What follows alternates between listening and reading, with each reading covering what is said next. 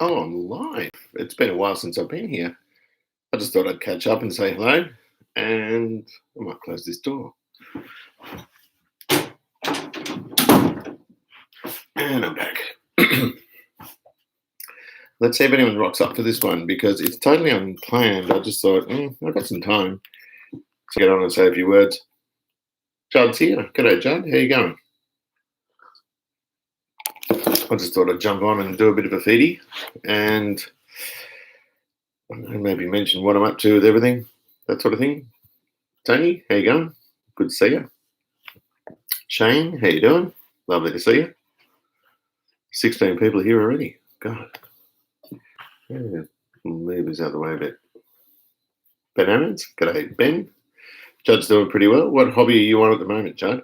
Are you still working on that was the Datsun, wasn't it?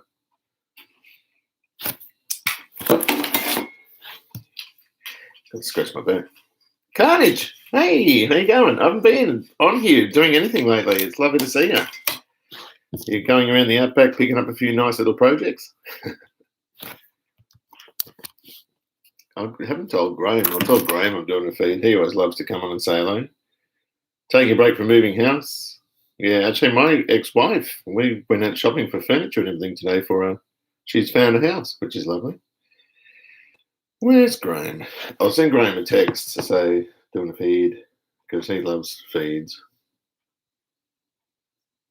I'm doing a feed. There we go. Sito, how you going, Sito? Are you well? Lovely to see you. It's report writing season at the moment, so I'm supposed to be writing reports, but I've allocated tomorrow for a lot of it. I've already done some, and it's just busy. I haven't had time to do anything lately. That's why I haven't been doing any videos. I've got some footage. I've got almost enough to make another video, and that's on the Plymouth. So all the Welsh plugs are out and ready to start tackling that and then putting some of this stuff back together. And this plating, as usual, which I've got being completed at the moment, and I'll pick it up on Wednesday. Then a lot of that stuff can go back together. And had my friends over today, and I've got a huge Ford Bounty given to me. Been playing with the old Dodge 106. Off on a 500-ish kilometre journey next weekend to find parts. That's so wonderful. Only you can do that because there's nothing around here. There's nothing around a lot of people in terms of good quality projects that you manage to find. It always makes for fantastic viewing. It's really good. So what are we doing? The Plymouth, getting ready to do more work on that, or at least I have been doing bits and pieces on it. I'm having trouble. I had the brake lines made up and I've been bleeding the brakes, but there's leaks. So it's like the flares are different. There's a bunch of emails. Oh God, what are these? I'm just reading some emails. Hang on. Did his knee, gosh. I better get on and have a look at that. I'll do it after when I'm not doing this. So, what was that thing? Yeah, so I'm just getting ready to put some of that Plymouth back together. I'm almost at the stage where I can put the front clip back on. So I'll go and get the Welsh plugs tomorrow morning, and I should be able to get them just at Burson's, seal them up, make them work, and start putting it together, I guess. Because the mounts are all done. Steve, how you going?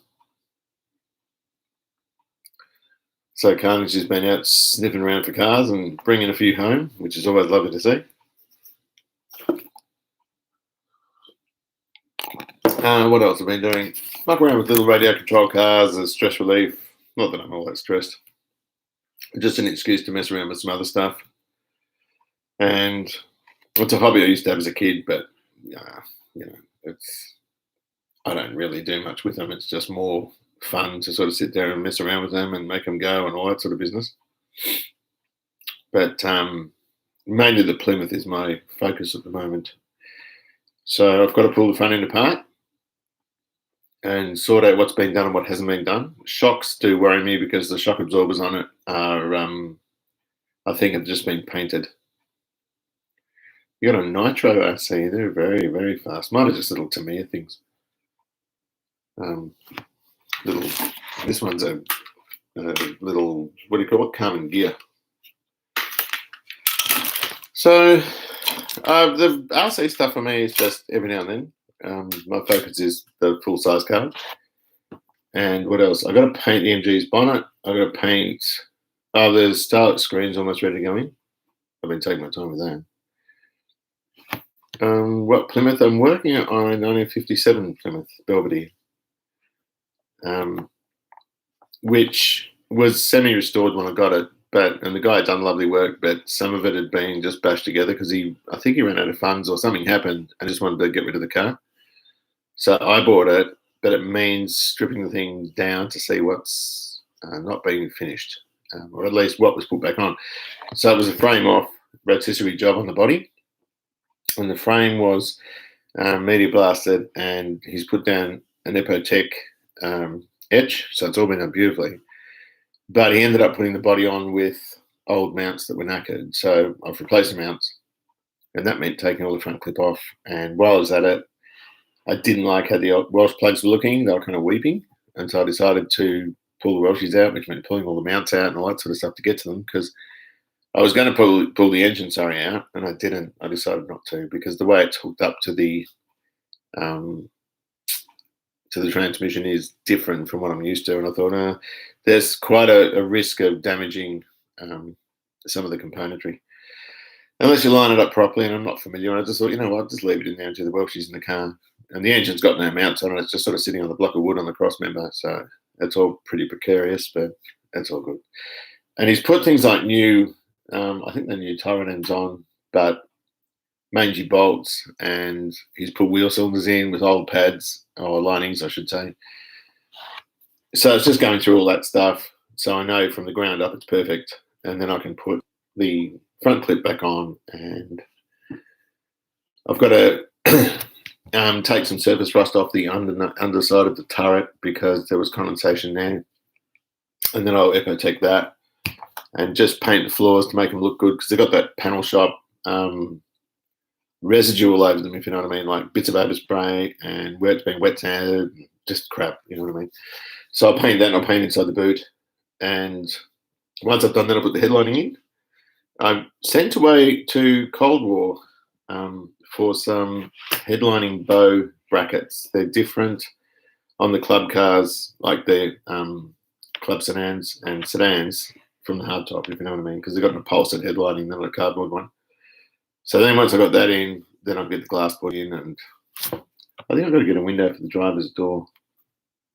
But I think it's flat, and I think Stevens Glass can probably make that. And then Bailey channels and carpets, and then we go putting the seats back in, or at least getting them trimmed and putting it back in.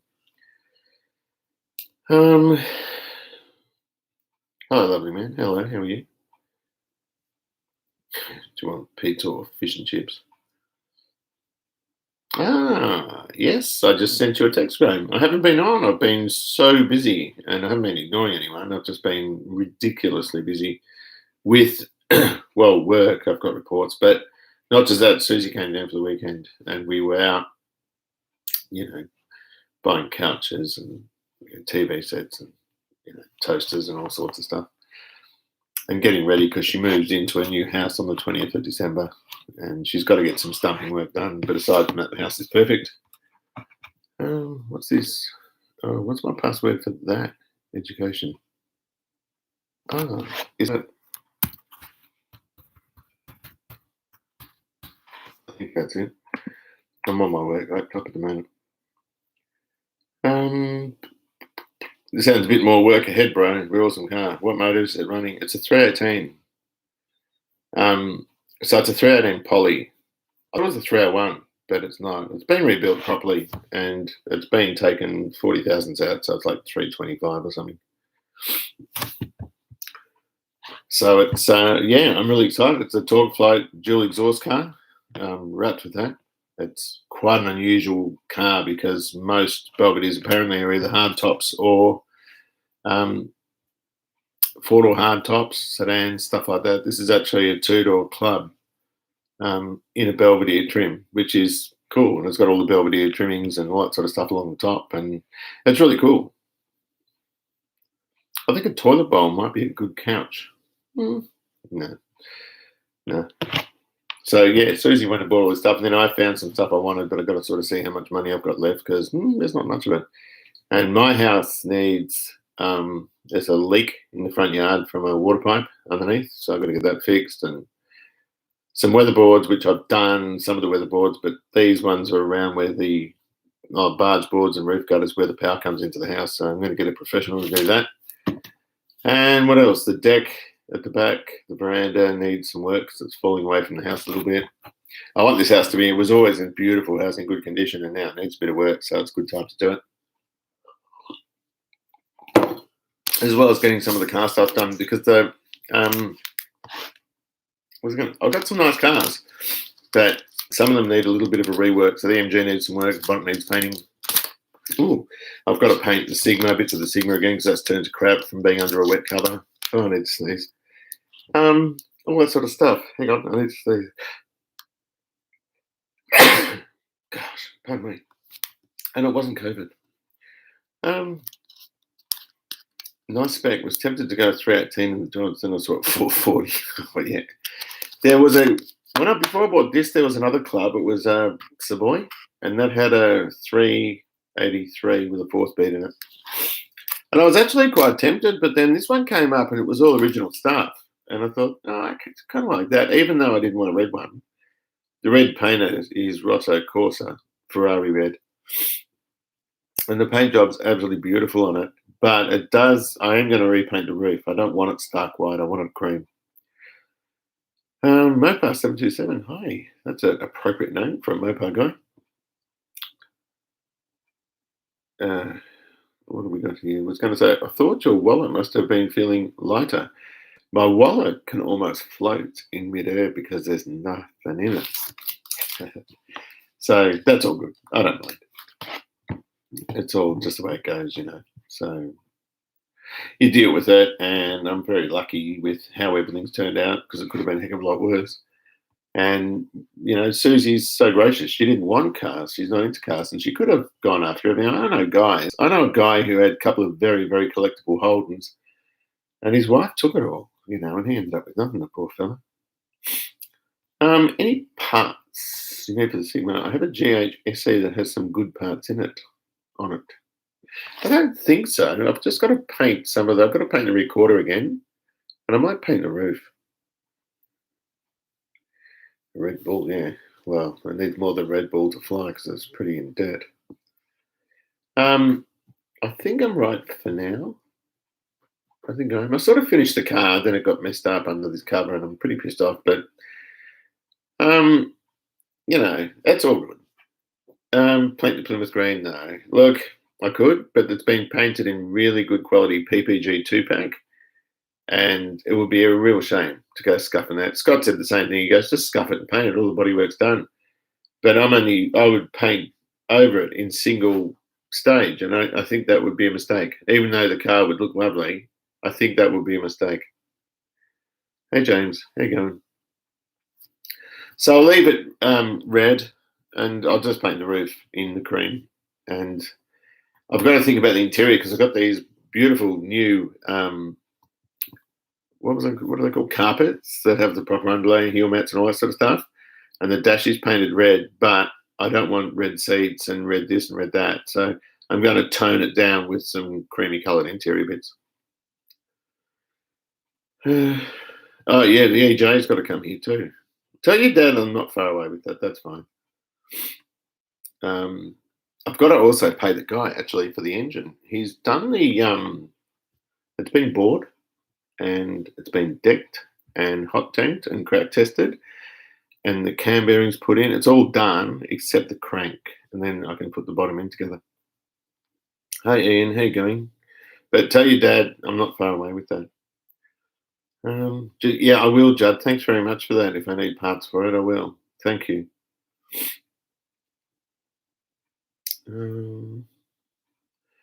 Yeah. Oh, look, Graham's dad has been pretty gracious with this because I bought that car ages ago and I still haven't got it here. I was a little bit stressed about how I was going to get it here with all the stuff because Graham's got enough stuff to build 15 EJs and it's all stuck to it. So I'm not really sure how to do it. I might just get the basic car over here and just start on the bits I can start on. But I think the first thing I want to do is I need to get the Plymouth to lock up. So we're just waiting. Oh, I'm going to get the exhaust fitted on that soon too. And I've taken the bumpers off to get a quote for chroming, but I haven't heard back yet. And I sent the guy a message and said, it was John from Old School. He's got a guy that does it. And he was just waiting on hearing from this guy who does, and he does lovely work. He did the front bumper on the XW, and his work's just beautiful, and it's so easy to get crappy chroming done. But there's a guy I know around here that does it, but he'll want 15 grand to do them. And the Plymouth bumpers actually are a lot lighter than the XCs. There's less steel on them, believe it or not. Even though the car looks a lot bigger, it's actually not. They're quite light.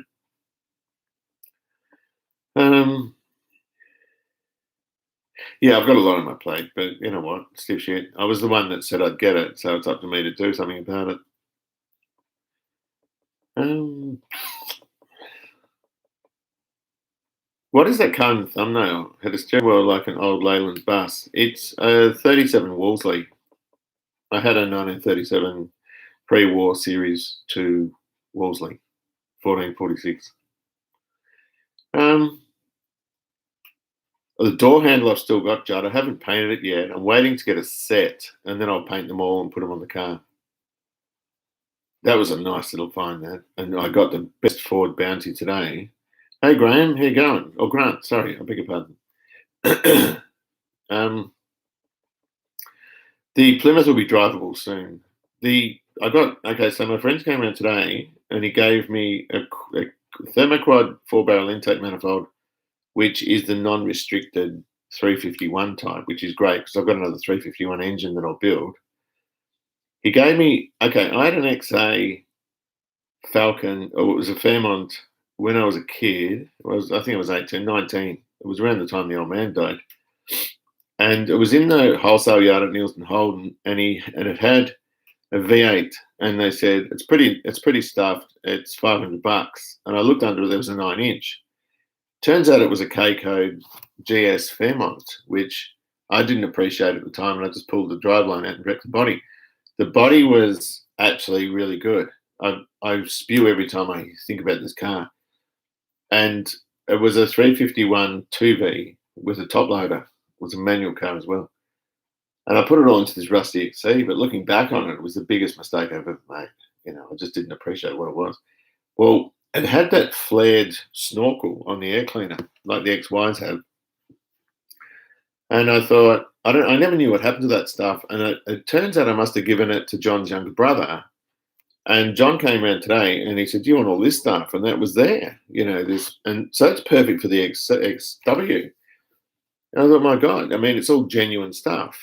The manifold I'll use on the other 351 that I'll build, but that air cleaner is perfect. It's in perfect condition. It's just dirty. And so I'll get it hydroblasted and I'll paint it the right colour and stick it on the XW. And there was also a single rail XCXD gear knob, the Acorn one, in awesome condition. Have I got it in here? I thought I brought it inside. And there's a Ford clock. And there's a GT steering wheel. Oh, that could have been, I don't think that was in my car. I don't know where that came from. It was GT or GS steering wheel with a rim blow. It needs reconditioning, but that was there as well. A bell housing, a clutch fork, a clutch or a pressure plate. What else was there? There was stacks of stuff. There was another air cleaner that I cut out like a GTR Toronto one with the slots all around it, but I can use that with another rusty when I got to make one. All this Ford kit. And he just said, look, it's going in the bin. Do you want it? It's like, yeah. Anyway, I said to him, John, this stuff's actually worth a lot of money, some of it. That steering wheel, for example, and the air cleaner, the XA air cleaner, you can get repro snorkels for those with the flared ends, but this is genuine. It's a genuine Ford one. And I thought, well, I wouldn't sell it and not tell him. If I sold it, I'd give him the money, or we could go halves or whatever. It wouldn't bother me because it's not fair to accept a gift from someone, or even though he sees it as rubbish, he knows what parts go for. But I thought to myself, I'll actually use this stuff. And I just thought, well, that's a heck of a generous thing. He's given me a lot of stuff. Found an 80s Rover mower with vertical pull magnetron briggs, and it's a goer. Well done. There's another mower that someone offered me too. Oh, you're from North Yorkshire, and guess what? I was using the Yorkshire Proper Strong, and I drank that. Now I'm onto this stuff again. Hang on. Does the Wolseley have a fluid flywheel semi-automatic? No, it's just a wet clutch. So instead of having friction material around them, they had cork, like little cork circles all around the pressure plate, and it's soaked in oil. And that was just a wet clutch.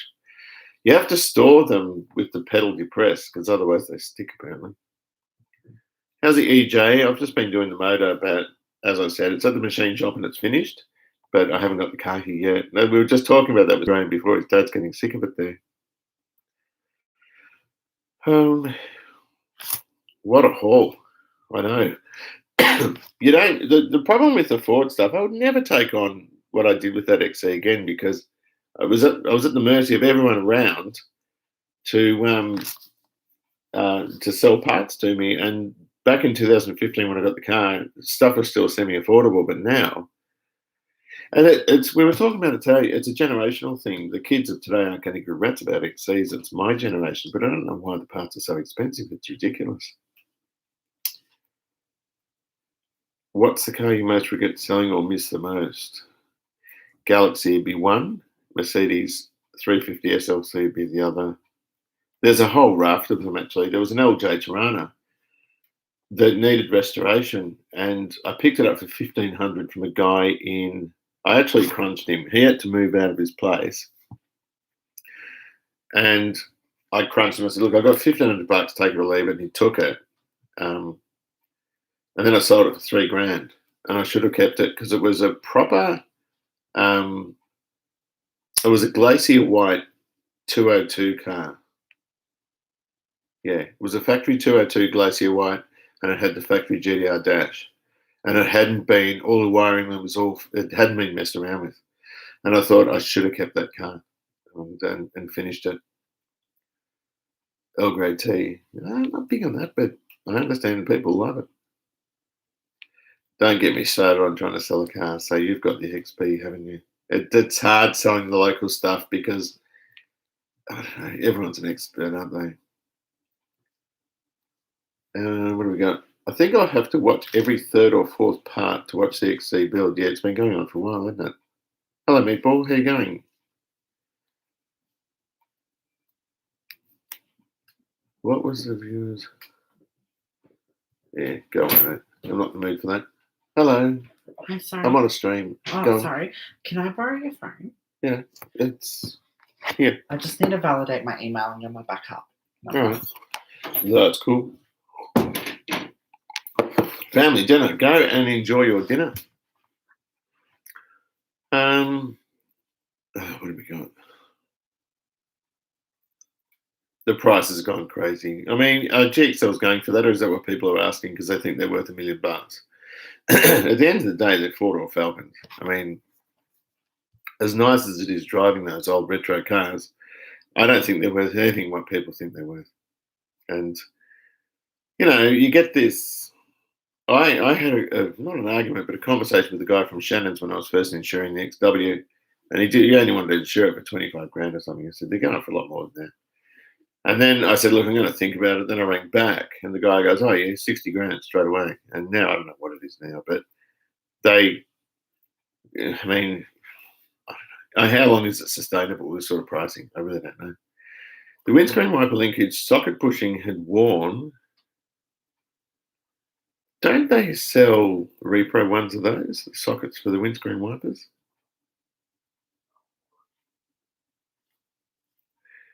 Oh, K Laser. K Laser is the same as a Mazda 323. Can you go to the records and find one? Or someone that's parting one out on Facebook?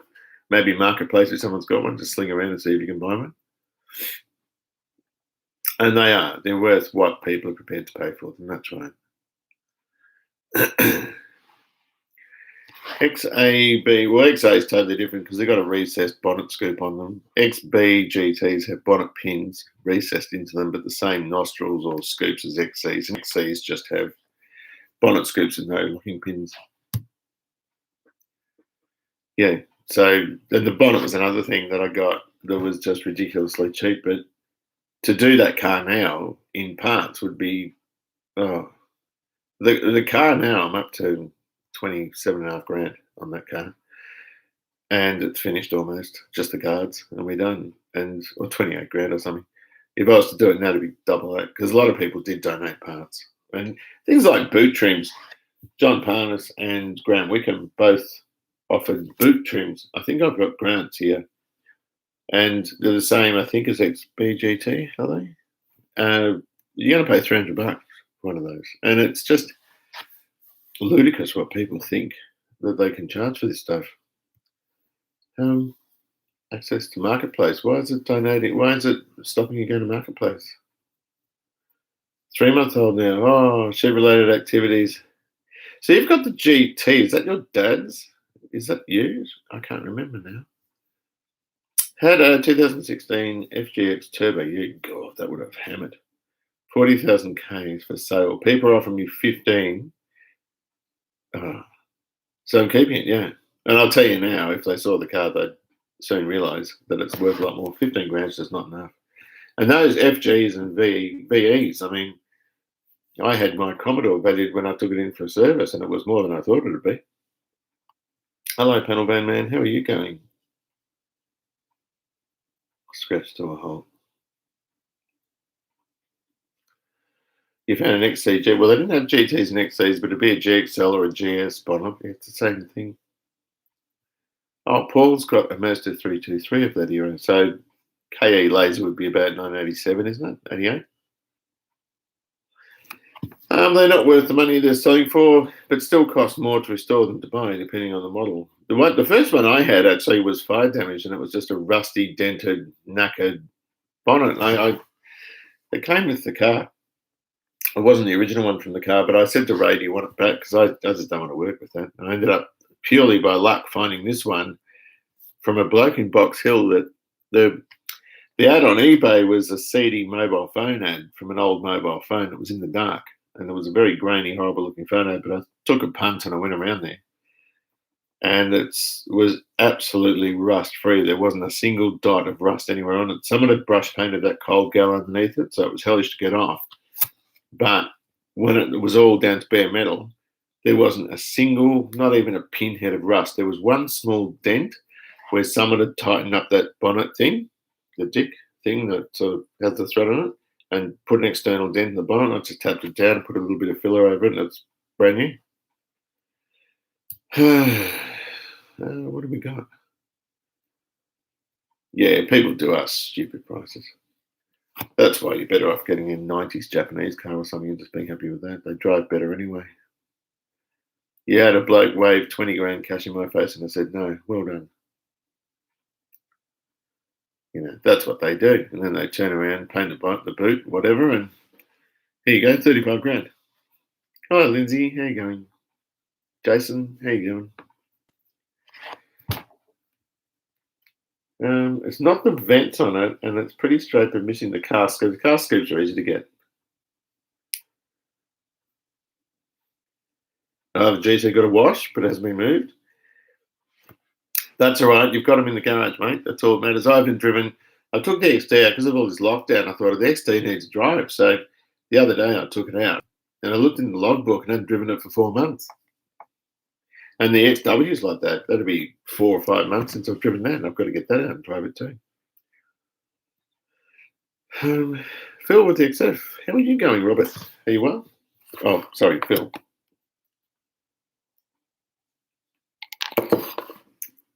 So everything's going all right here. Pretty soon, we've got interview stuff at work, so I've got to do all that. And pretty soon, Christmas holidays, I'll go up and help Susie with her new house. And the kids are going up too, every now and then.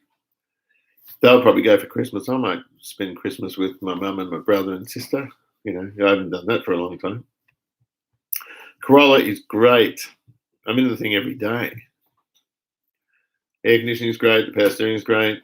I put new belts on and I've already tightened them once, and then one of them's getting noisy again, which is disconcerting because normally you tighten them after the first bit and they're fine. So I've got to retighten it, which is something you don't normally have to do.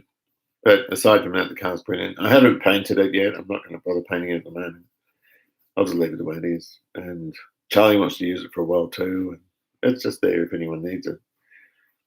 But whenever someone else uses it, you get in there, the seats move, the radio's on a different stage. You just think, oh, God. You know. But it's all good. I know it was a low kilometre, good condition car before it met a roo. What met a roo? Oh, I missed that. There is a wrecker in Newcastle, an hour and 30 minutes away. Hang on a minute. Who did have a linkage? $60. Okay, I missed that. I'll show that. Paul's got hidden. The Corollas are the Toyota stuff. In fact, anything Japanese from the 90s. There was a low with some of the Mazda stuff. It was at Series 4 RX-7s. I've worked on a few of those and they were a pain in the neck, but the Toyota stuff has just been perfect from 75 to 2005. And after 2005, you're getting more electronic stuff and they become more, I think, more problematic after that. But they're still just awesome cars. And they're so nice to drive and they're so easy. You know, you just dive into a car park in them. They start first time every time. The air conditioning's always cold. The power steering's always great. You know, they're comfortable. I can't knock Toyota stuff. For everyday cars, everyday sort of daily sort of driver, they're perfect. Rose hasn't got a license yet, though. She's like, I keep telling her, just go and get your learners and get some hours up. But Rosie's not. She's been in her defence. I mean, she did 75 hours last week. She just does heaps and heaps of hours at her job, and she's saving up really good money.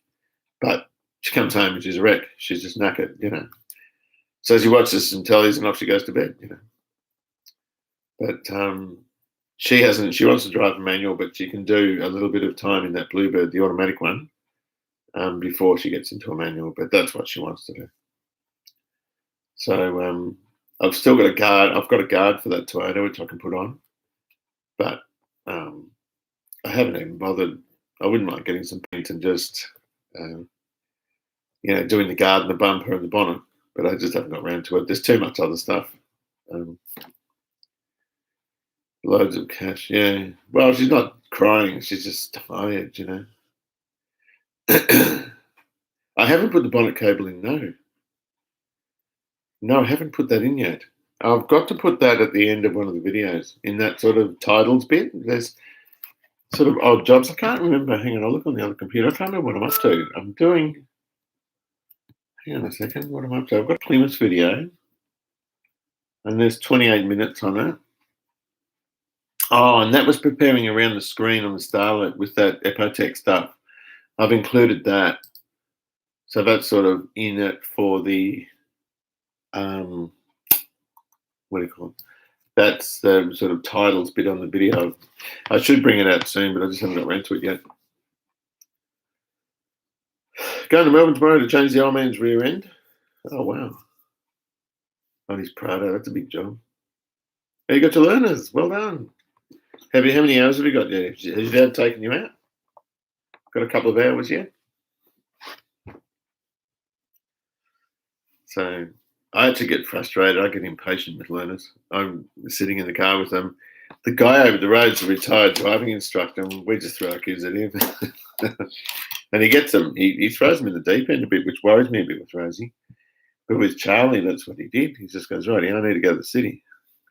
Jump in, off you go. Pardon me. And he got so many hours up with Charlie. He did it very, very quickly. I've got hay fever at the moment. It's a pain in the neck. The pollen is just crazy. But that's about all I've been doing. So I'll pull the Starlet out, I'll put the MG in, pull the bonnet, paint it. That's nothing much. And the Sigma, I've got to do that. How many hours? 120 hours, of which 10 or something has to be at night time.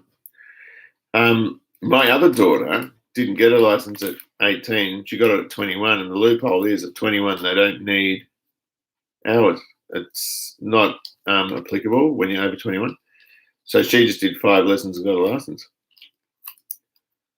I don't understand that mentality because as a kid, I just wanted to get a car and drive. That's all that I cared about. Oh, what am I up to? Old cars with no aircon.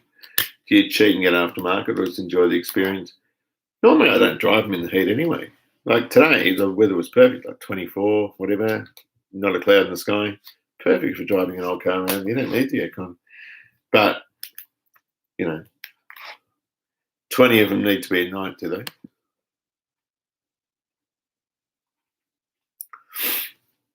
You have an hour. Good on you, Judd. Yes, driving in Melbourne's crazy. And around where I live, I am sick and tired. It's If I want to go to Coles and get some food, I have to wait till 8 o'clock at night because the road I live near is a single lane road and it's always bumper to bumper, and I'm tired of it. I've had enough. The good thing is though, if you go out through the day, and this is why I get a lot of work done in the holidays. I go out through the day to go and get stuff done. It's fairly easy then, but sometimes it's so congested, it's ridiculous, and you just don't get the time. And when you're in the car, it's just bumper to bumper traffic and bad driving and bad manners in cars. People pull in front of you and jam their brakes on to stop at a light when you've got pole position, that sort of thing. There's no excuse for people driving like that. They're just idiots. And most of the most of the people doing that are in those like RAV4s and SUV type cars, and you can't see around them. Got my L's on my 16th birthday. Good on you. So that's sort of, what's been going on. And I'm looking forward to getting some work done on the cars. I got off them a bit and mucked around with some of these little RC cars. It's a collection of these things here. And these ones are just sort of shelf queens. But I kind of enjoyed messing around with them.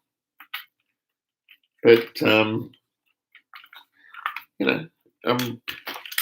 sort of the Plymouth was worrying me for a long time, and it sat there I've had the Plymouth for 5 years and I've never driven it. In fact, I've never been in it, moving it under its own power, which is why I'm doing the brakes now. I've got the master cylinder. I bought it from somewhere in the States. That's turned up. I'll bleed the brakes. Then, of course, I can start it and move it under its own power.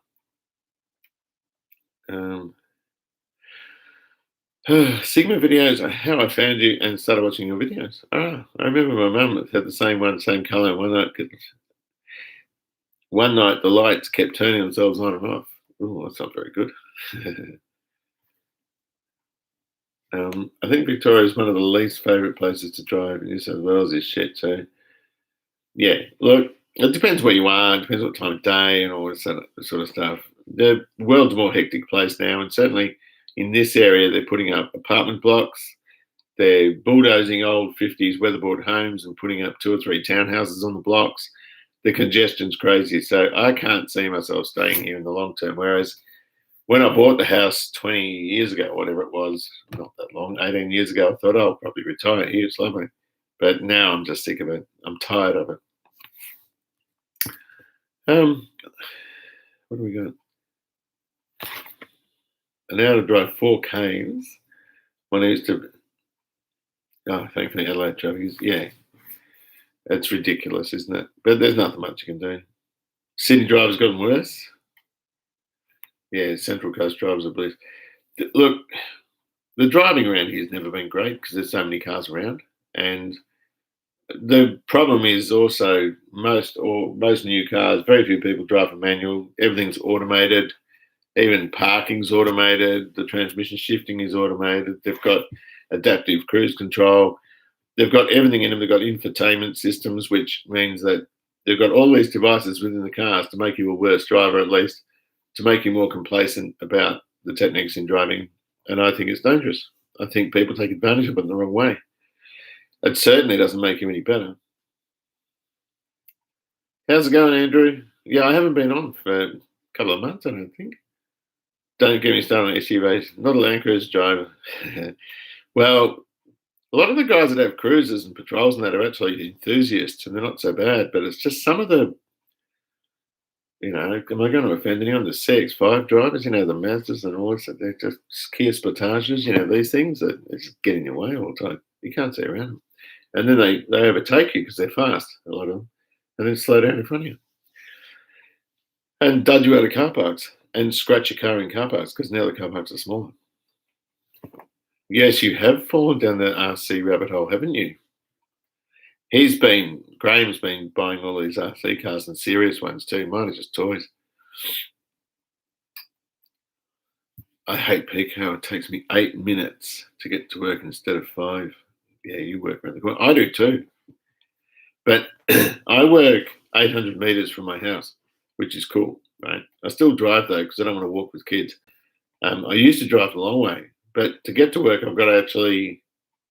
You can get caught. It's a railway crossing. You can get caught pretty badly at it. I started watching Peter when he replaced the door skins on the Falcon. Just don't usually talk much. Yeah, that was a horrible job.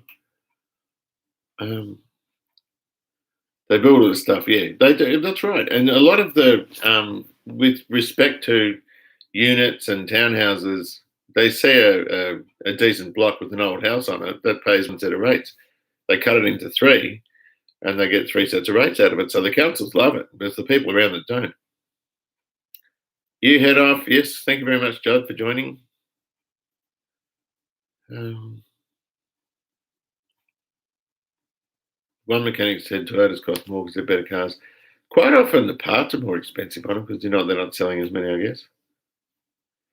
Jesus, the X-Max owes me 2,500. How? What did you do? How can an RC car offer you 2,500? I understand some of those planes. You can actually get turbine engines in these aircraft, these RC aircraft, but an electric car, gee whiz, that's a lot of money, man. That one on your video page looked like it's a mere hotshot. They're all thundershot type things.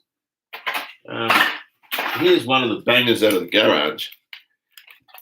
Oh, look, plated cover.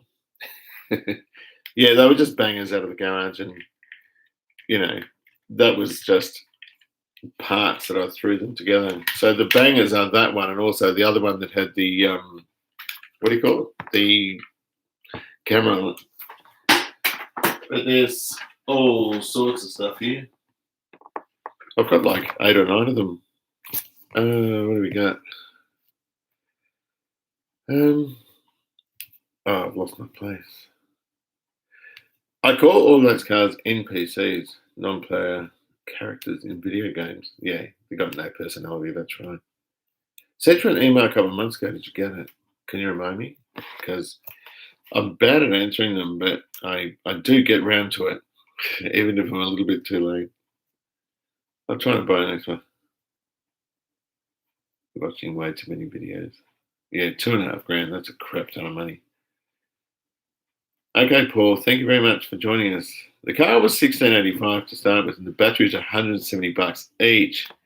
And you need 2 of them. Wow, that's such a lot, isn't it? Do you think much of Tesla and other electric cars like Toyota hybrid system? It's not in my line of interest. I don't know enough about them. So they reckon the Teslas are an incredible experience in terms of just sheer acceleration and that sort of stuff. I do worry, there's a couple of things that I worry about with them. Battery life is probably the main thing. And the value of the vehicle as it approaches 8 or 9 years old, if it hasn't had the battery replaced, they reckon they did a comparison between one and a car, a normal internal combustion engine car, and they worked out similar price with the internal combustion car being slightly dearer with servicing charges and that sort of stuff. But then Teslas go through tyres more and they're special tyres and all this. So, But in saying that, I did think of the Toyotas and, things like Corollas and that sort of stuff. And I thought, well, I've never seen, I had a Corolla for 10 years and I replaced tyres at 40,000 Ks or 30,000 Ks. But I never did any exhaust work or brakes or anything like that. It was a manual car and I used the gearbox. I use the brakes when I'm stopping, obviously, but if I see a red light, I don't jump on the brakes. I just take my foot off the throttle and just gear down, which you're probably not meant to do, but I only ever use the car just to stop it, the brakes just to stop it, unless someone runs out in front of me or whatever. But I thought you can't actually get a cheaper car to maintain than a Toyota, like a small Toyota, because all you're doing is literally buying oil and oil filters. The rest of it is just keeps working, So from an economical point of view, for me, I would never spend that much on a new car anyway. But I do support them, and I think they're a good thing. I don't understand some people retrofitting electric in some of the classic cars because some of the internal combustion stuff is what establishes the character of the car.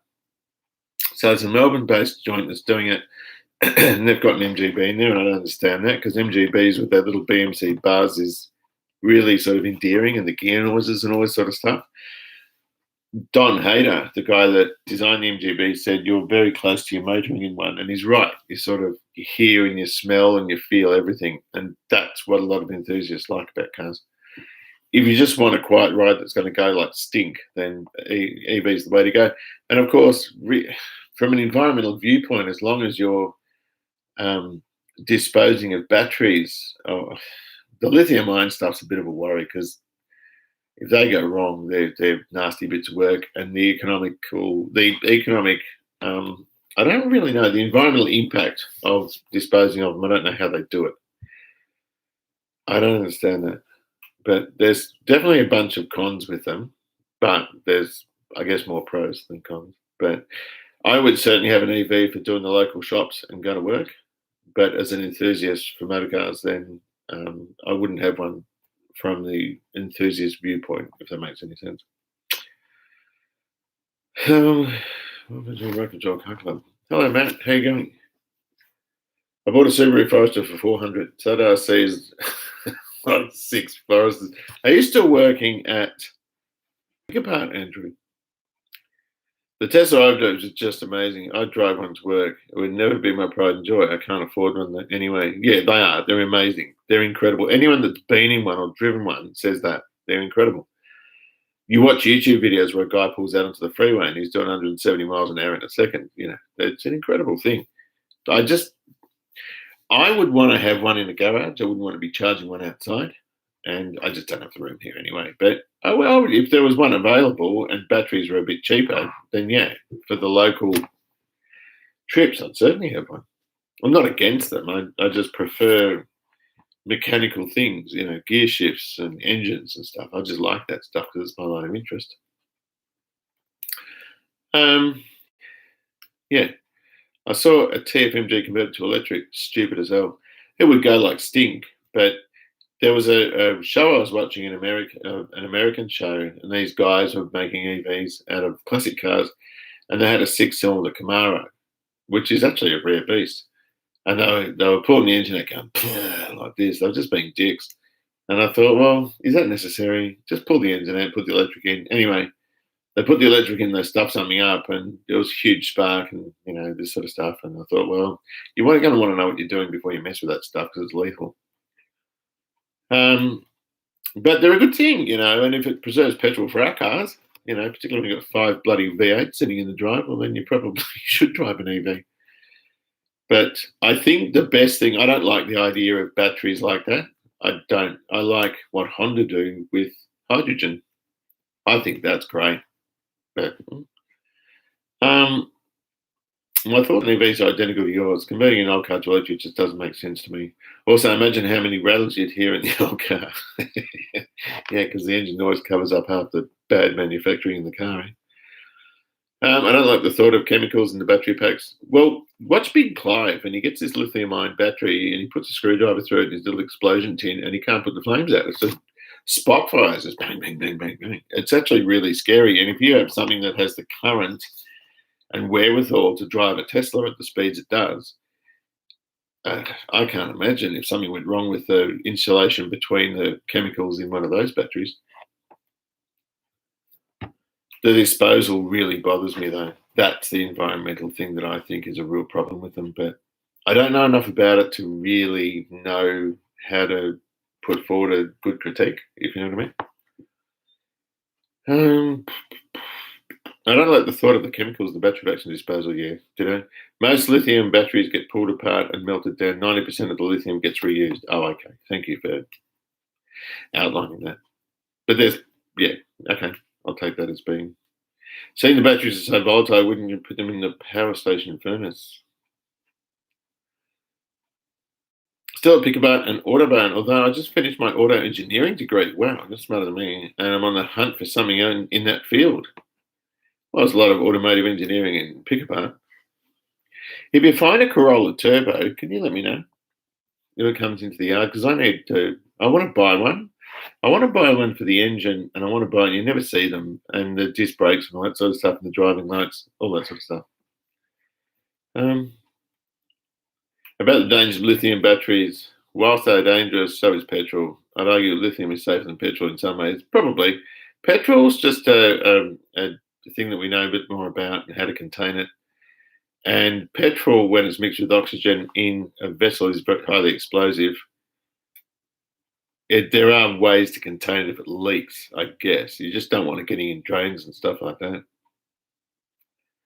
But again, this is stuff I don't know enough about. Ever watched the LiPo battery go up? Yeah. Picked up a Mitsubishi, 380 yesterday. Surprisingly tight, modern feeling car for $6,000. 17-year-old thing, and they fly too, those things. They go well. Some guys got a Tesla and put in a Dodge petrol engine and took it to a mechanic as a prank. Yeah, they put a big block in it, didn't they? Or didn't they get a Tesla and put a Hellcat engine or something in it? So you're converting a split window combi. Is that for electric, is it? I'll have a look. Yeah, I'm sorry I hadn't read that, or at least I hadn't answered it. Would I ever consider taking on an EAEB Falcon for a project? Probably not, but an EF or EL I would. I had that what is it, DF? I don't know what the Fairlane models are. I had a EF Fairlane, for want of a better term, 302. Couldn't even get, I struggled to get $1,800 when I sold it. Imagine if you had that now. Lithium batteries burn like magnesium. While hot, you can't put it out. Yeah, I just don't know enough about it. I work in lithium mines. So much diesel being used to produce it. Oh, really? Hydrogen is probably the way to go. I reckon it is too. As long as you can get to the point where renewable energy, where there's such excess of energy, imagine free. The thing with hydrogen too, it's an abundant element. It's harvesting it that's so difficult. Cheers for the great content. To say thanks. I made you a logo for your merch. Okay, I will. Thank you very much. NFLL. Yeah, NFLL. It was an NF. A few Teslas are caught fire. Look at him. It's going to catch fire, isn't it? The voltage in one would worry me. Apparently, Jaws of Life wouldn't touch hybrids or anything until they learnt about them or something, because if you cut through the wires, good night. I think. DF and DL, yeah. Yes, electric. Eskimo. How long are they going to be expensive, though? How long are V8 Falcons and Commodores going to be expensive? But I keep saying this, the new generation, the generation of people under our age groups, they're into JDM stuff, Japanese. I don't know how long a bloody Falcon V8 can be 60 grand. I don't know how long that can last. Surely that can't be sustainable. Yeah, hydrogen's brilliant. Lithium mining is really, really bad environmentally, yeah. So that's a conversation that can go on forever. Yeah, the retardation of the regenerative brakes in the Toyota synergy system. Toyota is staying with hybrid stuff, and there must be a reason. Their R&D is pretty full on, but they're not going full electric, and I wonder why. Very expensive, yes, to convert the combi to electric. What sort of combi was it? It wasn't like a 21 window or anything, was it? Converting a split window. Oh. Well, combis would be painfully slow, I'd imagine. That's probably a good thing, but I don't know. Wasn't the VS GTSR the most expensive car Holden sold? It was over $1 million. I don't know. Oh, you mean at auction? They just sold Brocky's Blue Mini for 1.3, I think. Yeah, Sydney to Melbourne electric would be a bit interesting. But that's why hybrid's actually pretty good. Yeah, if you're doing interstate stuff, well, look at interstate trains and electric, they're just bloody diesel still. It's an interesting topic because there are people, the problem is emotion gets into it, right? So us petrol heads are like, oh no, internal combustion, but clearly, the times are moving. But I find some of the electric people are kind of maybe a bit aggressive about it, maybe a bit, I don't know. I don't know. I don't want to get into that because I don't want to come across as being prejudiced against anyone. But there are a lot of people that have an axe to grind and get quite nasty when you try and put a view forward or treat you like you're an idiot. But I do think there's a lot. There are really interesting sides on really interesting hypotheses on both sides, if you know what I mean. So I just putting the eggs in the hydrogen basket. I love hydrogen. I think that's a great idea. I did a project with them at uni a few years ago, and they're investing all their resources in hydrogen, from my understanding. What's an abundant element? That's why they're doing it. And I think it's in the water, it's in the air, it's everywhere. Is the market driving prices up since bloody COVID? Yes, I would think so.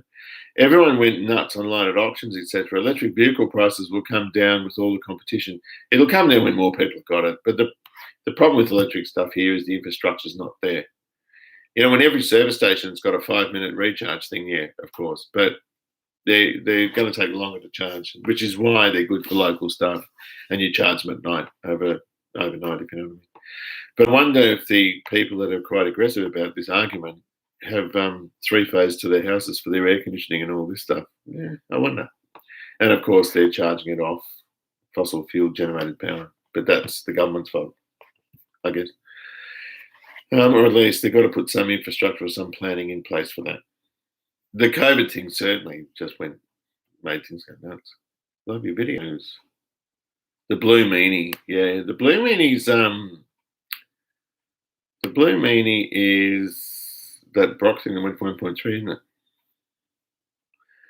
N men that drive electric have air added. Okay.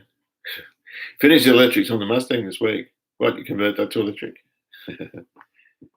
Hope to have it on the road before Christmas. That'd be good, wouldn't it? It'd be a sense of relief when you get a car registered. My problem is I don't go back to them. You get it registered and that's it, you're done. It's like the XW. I've got this killer air cleaner. I'm going to get that hydroblasted next time I go down to see him. I've got some Plymouth parts there too, but I'm going to take that air cleaner down and then etch it. And I don't know what to do with my dark Ford Corporate Blue, which I painted the engine in. I have an idea my brother's got it, but I might have to get some more mixed up and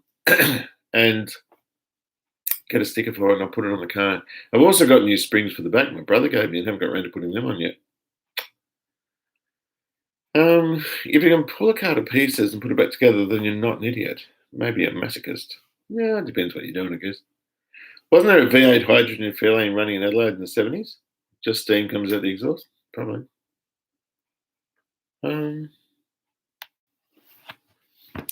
Someone give me an electric shop. EV talk is boring. Let's talk about carbies again. That's old stuff, isn't it? But that's what we like, isn't it? Still registered, isn't it? That's good. So you kept the rego up while you were doing the work. In 50 years, the Model S Tesla will be a classic. Yeah, that's right. Of course it will. Can you run a petrol engine on hydrogen? You probably have to modify a few things. So I actually have a GR Yaris 3-cylinder 1.6 turbo making 200 bloody kilowatts running on hydrogen with minimal modifications. That must be boosted like hell, and it's probably also running a lot of advance. It wouldn't be as heavy as petrol. They probably advance the hell out of it. Do I misplace tools regularly? Every now and then. I lost my snap-on radiator hose.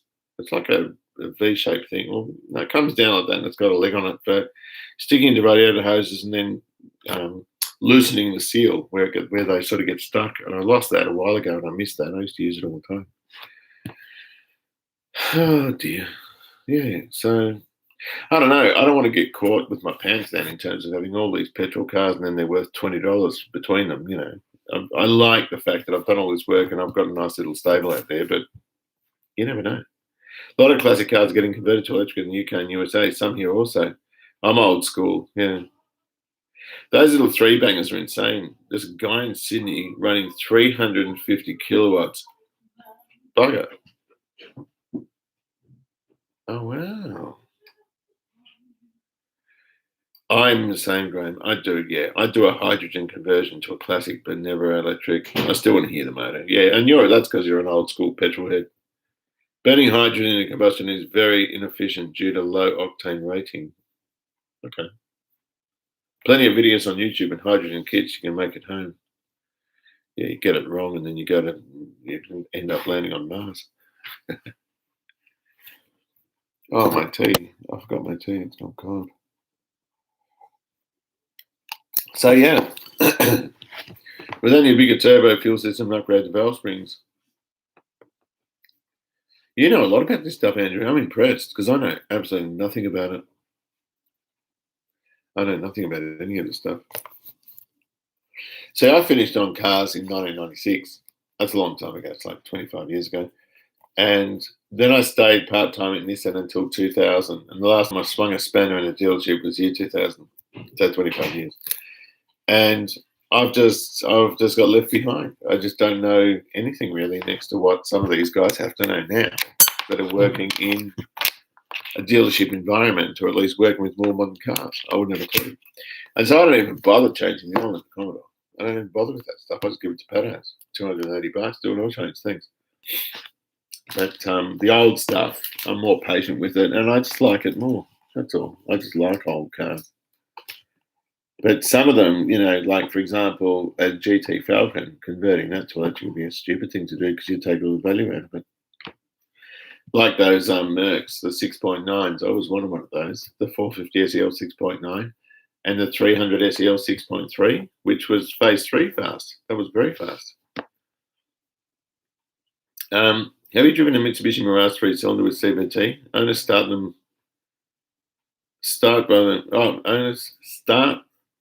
by them, but my mechanic said he drove one, felt cheap in its construction. Owners swear by them, of course, yeah. CVT worries me. I just don't think it's going to have the longevity of a regular clutch and band type automatic transmission, although it's more efficient in terms of getting power to the ground because you're always in the right power band of the engine regarding the ratio of the transmission at the same time. But I do prefer, and I mean, Susie's Commodore, that's a 6-speed auto, and I actually don't like it because there's too many ratios. And when you're in cruise control, it can shoot off on you, can drop down ratios, and off it goes. 4-speed's optimum, I reckon, just for banging around town and getting on the freeway because they don't tend to hunt or shift up and down unnecessarily. They tend to stay in just the 4th gear overdrive. Did Charlie end up selling your MG? No. Ended up pulling it and keeping it. Charlie's very, very fickle. Advertises that, changes the mind, wants to keep it. Was talking to me today, wants to get some other stuff and then take the Corolla. And I said, well, Rosie will probably have that. Well, I want the Bluebird. I said, you're free to use this stuff. I don't want to sell it to you. Just use it if you want it. You keep promising merch. Oh, yes, I do. It's in the titles, isn't it? I haven't done anything about merch. I haven't done anything about it. That's pretty bad, isn't it? I'm nearly 10 years on YouTube and haven't got merch. To be honest, stuff like his post is actually more simple than 1995 to 2010 cars in some ways. All the stupid idle air control valves, etc., are better off with electronic throttle. Well, it's all drive-by-wire, isn't it? Love those 300 SEL Mercs. Uber fast sedan, late 60s, early 70s. Yeah, they've got the same engine as a 600 Pullman. It's a 6.3 overhead cam fuel injected thing. Ridiculously fast for what it is. It's a limousine, I would love one. For a while, you could pick them up for about 20 grand, but good luck doing that now. Although I did see a 6.9, and the 6.9s were softer. They weren't nearly as good as the 6.3s. They were actually slower. But I thought about getting one of those too. The engines just look neat. And the only way you can pick them inside is they use a burr walnut instead of Zebrano in the timber on the inside of the 116s. I'd like one of those. 4-speed auto in my key locks up at 70 k's an hour in overdrive, like a 5th gear ratio. Yeah, it's like another ratio because it stops all the slipping. How is the mighty Starlet going? I'd love to see another video on getting that, all that stuff in the engine bay plated and that roof touched up. Yeah, the style's good. I've done all around the screen. I've got to put some seam sealer there and touch up a bit of the paint around it. But you don't see any of it anyway. The windscreen's upstairs, and I'll get it going the next week or so to fit it. Electronic throttle, no way, no thanks, especially when your alternator is on the way out. Apparently, they send about 3 different frequencies. I was worried about drive-by-wire running away and that sort of thing, but apparently it doesn't happen. The Commodore's got it. I'm a manual guy. I like a cable, but they do it for They do it for emissions. There seems to be plenty of Toyota CVTs with 300,000 Ks. Oh, wow. Working fine. Nissan Renault CVTs will be lucky to do. Well, the first one I came across was in the Micro when I was at Nissan. But plenty of Toyota ones doing 300,000 Ks. I didn't know that. Yeah, I had no idea about this. But the Renault stuff can be a bit funny. I know that from when I worked at Nissan. We used to have Renault 19s. And they were bastards to work on. Renault stuff, I hated working on Renault. Probably because I don't know them. But they were just simple jobs which were a pain in the ass to do. And I remember doing a pan gasket. Was it on the sump or on the transmission in a Renault 19? Had to pull off the front end apart just to get to it. I thought, what a stupid idea. But I don't know. I've nearly finished my VF wagon. You going to sell it quickly? Oh, the Toyota CVs made by Aizen.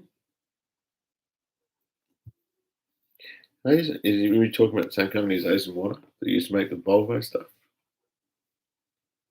I don't know who makes the Nissan ones.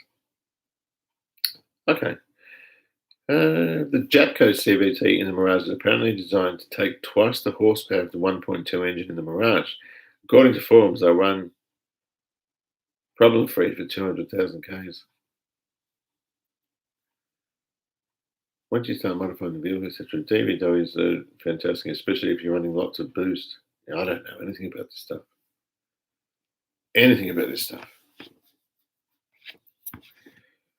Yeah, I should get into turbos a bit more, shouldn't I? Most of my stuff's just old though. It wouldn't turbocharge too well, you never stop. It's interesting though. It's one of those weird things. It's a great car. Should I keep it? Currently going for 25, so I'm torn. It depends how much you're in. Oh, okay. Yeah, it depends how much you're in. If you're in like 10 grand, it looks like you're going to make a quick 15, you probably do it. But your wife doesn't like wagons, right? Is it a better car than hers? Because I'd probably just persuade her or try to persuade her to keep it. If it's a better car than the one she's got. If it's not, well, then probably sell it. Or just drive around for 12 months and then sell it. It's up to you. Turbo to start it. Civic RS CVT goes like a cut snake. Oh, really? Yeah, it's because it's in the right power band. A car wizard showing how dirty the fluid gets on a CVT after 20,000 miles. Hang on. Oh, I'm on the wrong thing. Show. What's this? Back on the road, it should Amy 15 grand, and she effing hates wagons with a passion. I wouldn't mind building another Starlet. I've got so much Starlet stuff. If I had another body shell, empty body shell, just an empty Starlet body shell, I think I've got everything here to build another one, including bonnet doors. I think I need one door. I need an empty body shell and one door, and I've got everything here. Oh, and struts. I haven't got front struts, but I think I've got everything else here. I've even got another motor, which I would turbo. That one I'll leave because I've already finished it. Yeah. I'd turbo the Corolla. If there was a turbo Corolla getting around, I would definitely do that because that would go well. He got rid of the Calais meatball. I can get one for you. Oh, what can you get for me? Graham, I got your bearing. Thanks very much. I want to carry mowers regularly. Should we get a wagon or hatch? Never a sedan again. Sedans are a pain in the ass now. You know what? I reckon hatches. Hatches are great. They're just, you can fit. There were things I can fit. The Starlet, I fitted New dishwasher in its box in the stall and shut the door. I couldn't believe it. Renault's a producer with little money as possible. They feel like customers. They feel the customers don't mind buying parts like this afterwards, so it's all that quality. Oh, a Starlet body shell.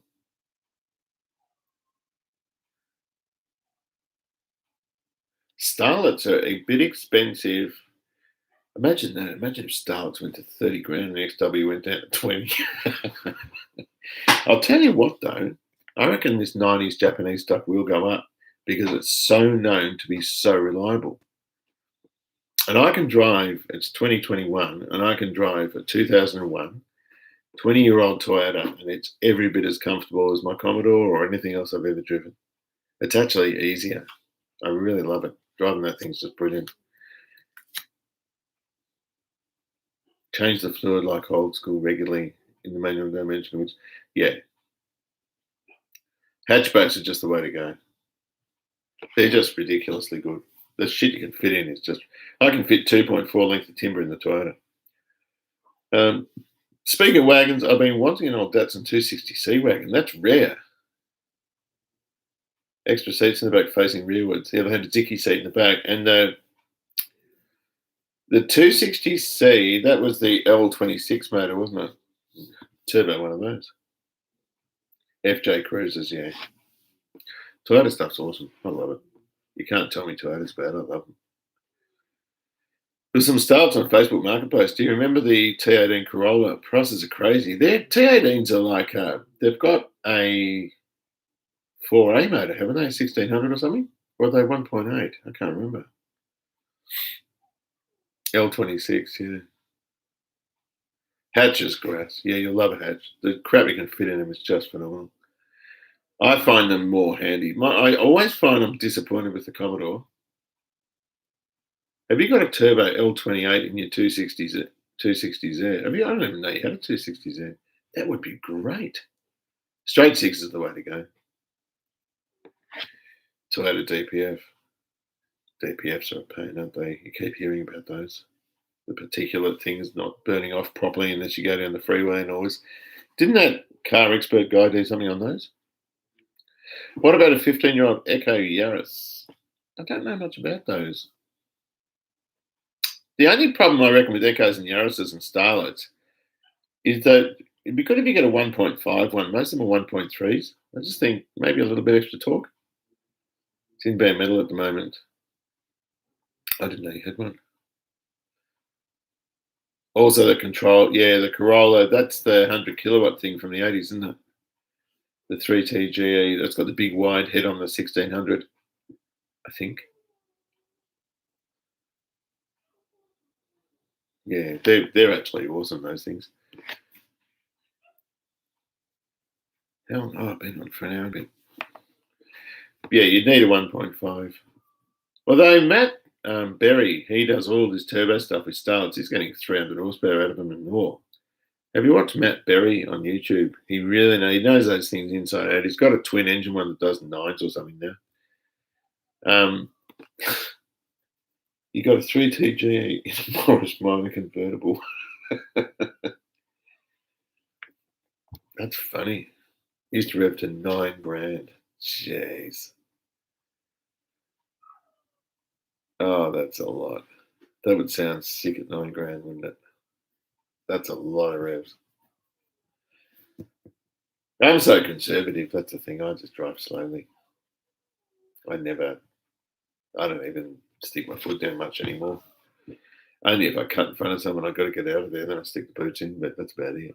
I just don't bother. Even the Commodore, I don't think I've floored that thing in ages, months. I did the XD because I was worried about when that choke thing got stuck. I thought I might clean the cobwebs out, and it blew a whole lot of brown crap out. The exhaust was just all rusty, fuel, black and brown stuff was coming out the back. But, most of the time it's fairly conservative. I really like the old 90s Subarus. Okay. If you get one with a non-turbo 2-litre, they go for absolutely ever. My partner's 99 Impreza got 300,000 Ks out of the original engine that was always thrashed by P-platers. Toyota, I like that too. I've seen Toyota. We had a Lidos at Toyota, and it was a spare parts hack. And from the time it started, cold in the morning, it was thrashed. And it had 297,000 on it. It was a car that people always used to pour brake fluid, like just they'd empty a whole lot of brake fluid down the car so the next guy got in, there was smoke everywhere. The only thing they replaced was a gearbox because someone went to reverse at 60 k's an hour or something. It was the most thrashed car I've ever seen. What was a van? And it had a little 4K motor.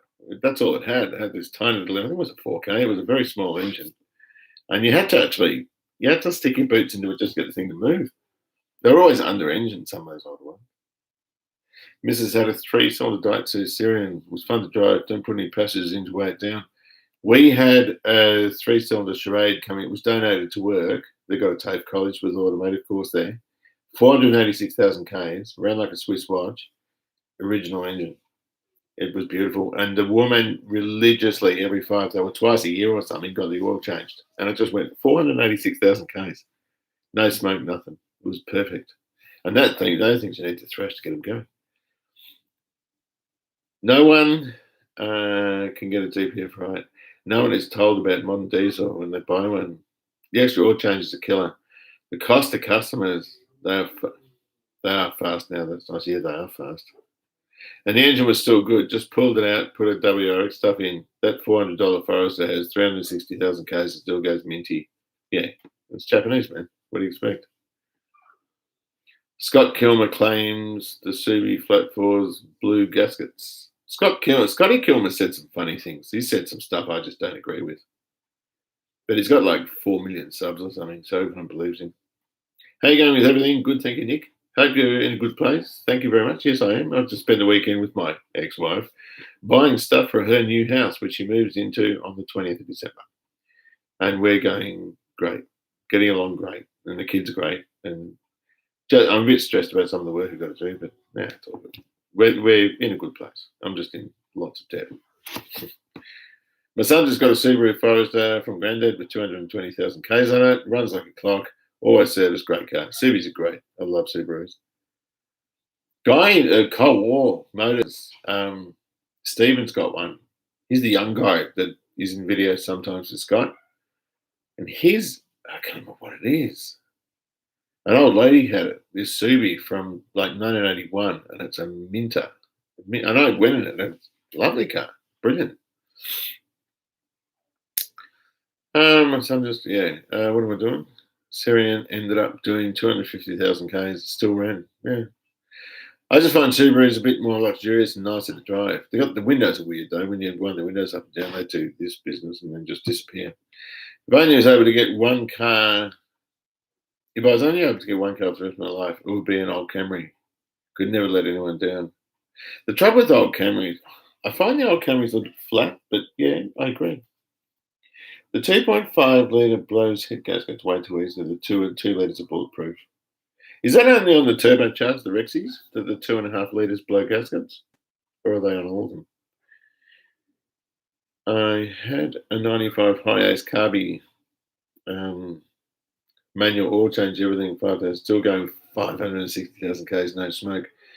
Same diff, motor and box. Does the secondary stick? They used to stick on the old carby ones. We used to always have to take carbies off and free up secondaries and all that sort of stuff. Well, there's one secondary. I think it's a vacuum operated secondary. The shocks are a shocking price too if you're replacing Subarus.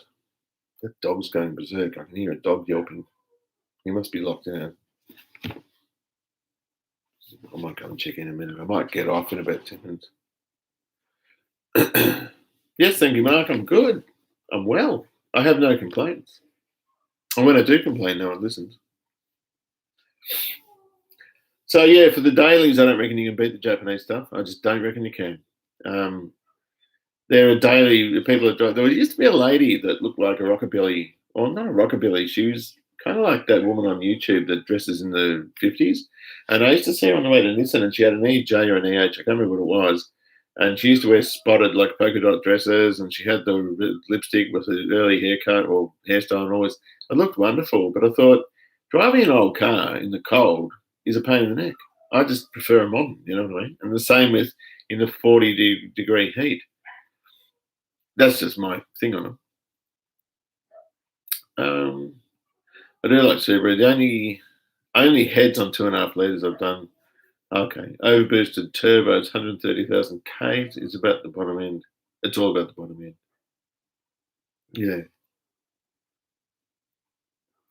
Out of 87 Hyundais that we sold, we put 400,000 K in it, same clutch. Struth.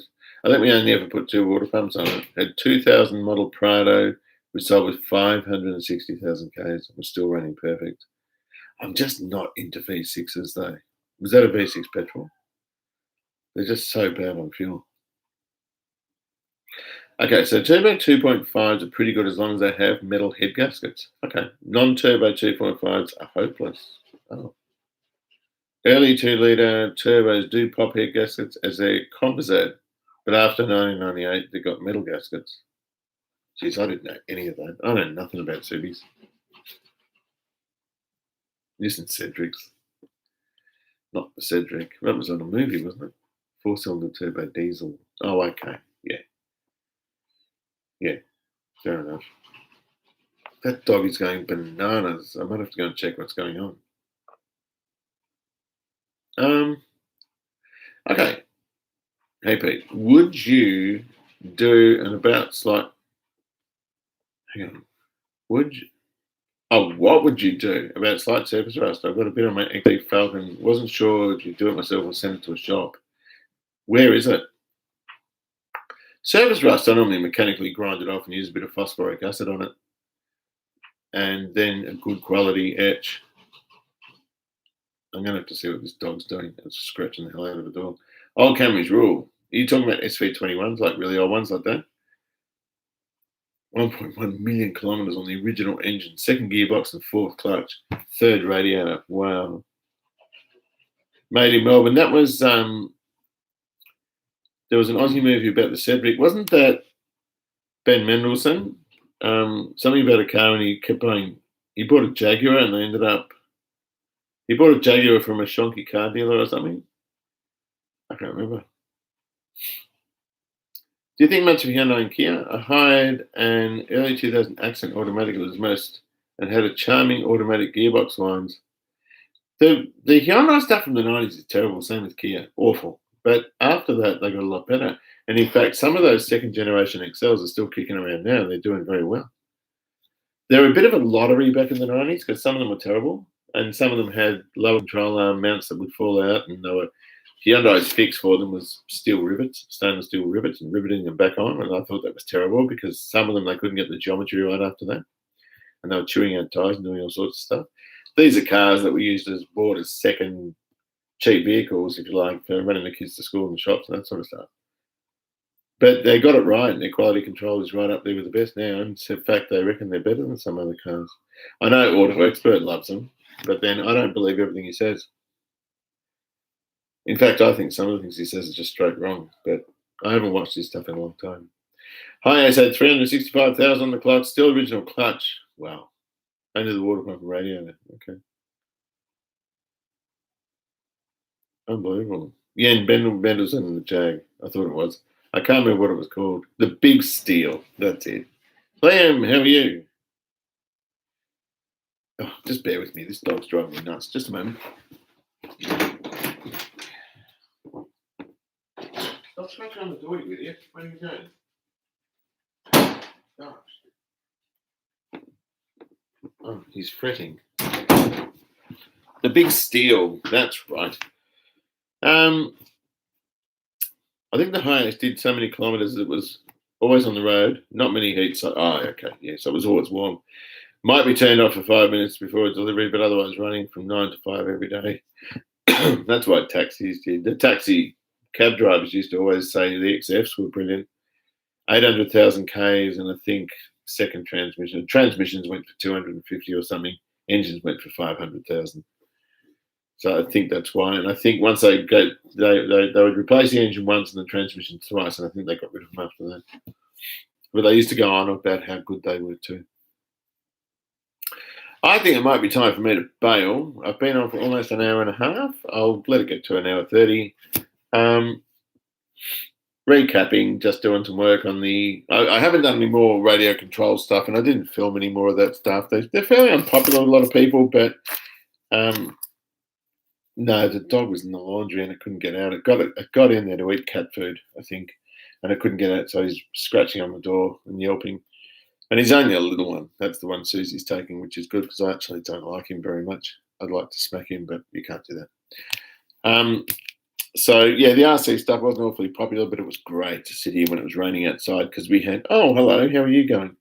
We had just like 2 weeks of rain. The weather was rubbish, so you get a box in the post from Tamiya or whatever, and you just sit here and you do it.